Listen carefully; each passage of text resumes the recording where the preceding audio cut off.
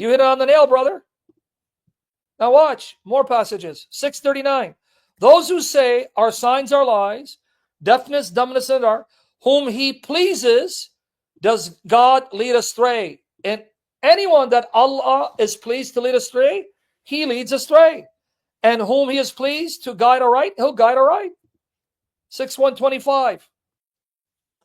And whoever Allah wills to guide, he opens his breast to Islam. So if he wants you to be saved, he'll open up your heart to Islam.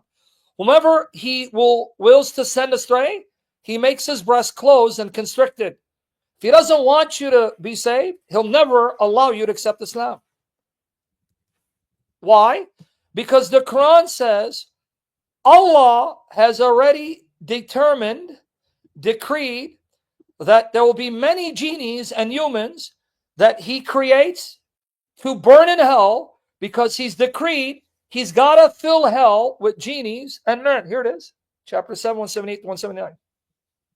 Whomsoever Allah guides, he is the guided one. And whoever he sends astray, those, they are the losers. Now, why would Allah want to send people astray? Because he swore, we have decreed many of the jinns and mankind for hell. That's why.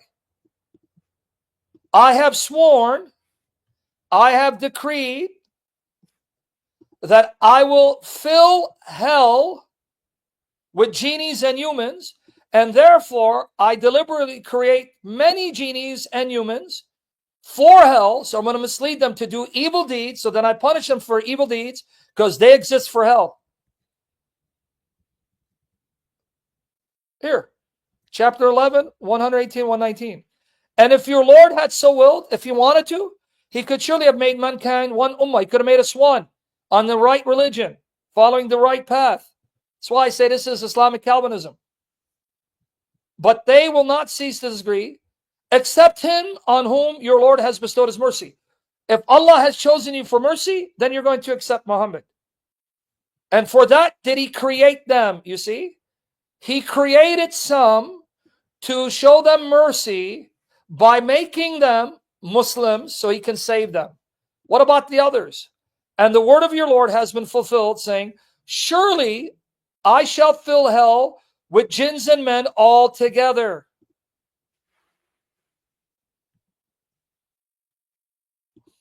See that? And then again, chapter 14, verse 4. When we never send them. Now notice, you think he's sending a messenger because he wants to give everyone a chance. No. Why does Allah send you a messenger? In order that those whom he's created for hell will hear the message and won't believe it, so you can now have an excuse to damn you to hell. Well, didn't Muhammad come to you? You didn't believe? Go to hell. But wait, you determined I wouldn't believe. Yeah, well, go to hell anyway. And we never sent the messenger, save with the language of his folk, that he might make the message clear to them. Now notice, once you get the message, then Allah sendeth whom he will astray, and guideth whom he will. That's why Allah has two names. Al-Hadi, the guide, Al-Muddil, and the misleader. Is it Al-Muddil, right? Muddil, Al-Hadi, Al-Muddil, the misleader and the guide. He's both.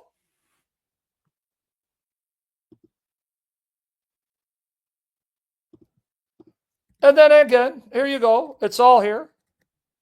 If we had so willed, if we wanted to, we could certainly have brought every soul that's true guidance. See, we could have guided everyone to be saved. But the word from me will come true.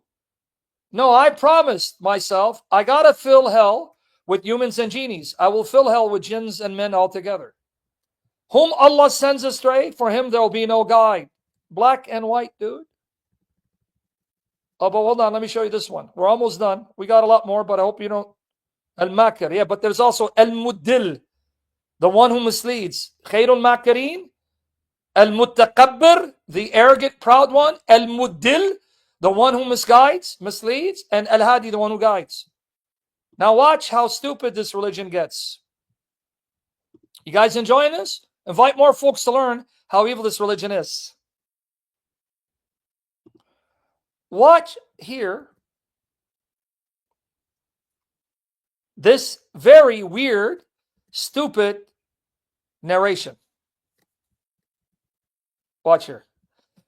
This comes from Mahmoud M. Ayub, a Muslim scholar who wrote 2 volumes on the Quran, Surah Al-Fatiha, Surah Al-Baqarah, and then Surah Al-Imran, where he surveys Muslim scholarship on these chapters, whether Sunni or Shi'i or modern scholars.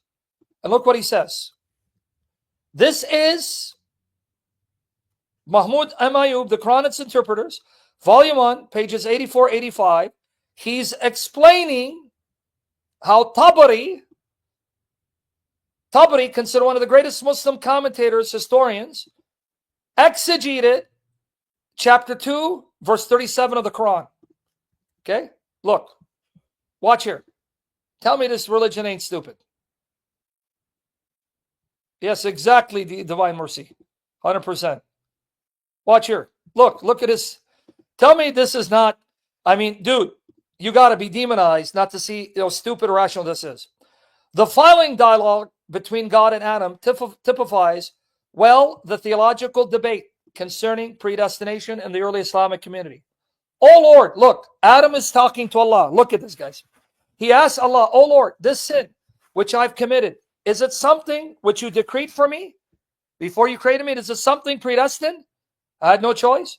Or is it something which I've invented of my own accord? Or was it my free will? Notice, did you destine me to do this? Or was it my free will? Allah, God answered, rather, it is something which I decreed for you before I created you. You have no free will. So now notice what Adam says. All right, so I didn't freely choose. You created me and predestined me to do this, like James White's God, Anthony Rogers' God, Matt Slick's God. So then Adam says, all right then as you have decreed it for me, so do now forgive me my sin. You see how rational this is? All right, Allah, since you created me to sin, in other words, you made me to sin, and I had no choice, then what about forgiving me? So after all, it's your fault.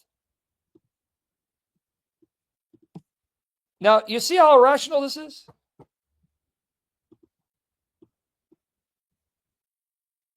You see how irrational this is, or you don't see how rational this statement is? You understand why I'm saying this is irrational? Even the conversation is predestined by Allah. Allah must have predestined Adam to ask him these questions, and then Allah must have predestined Adam to then ask him to forgive him. This entire conversation is scripted and predestined.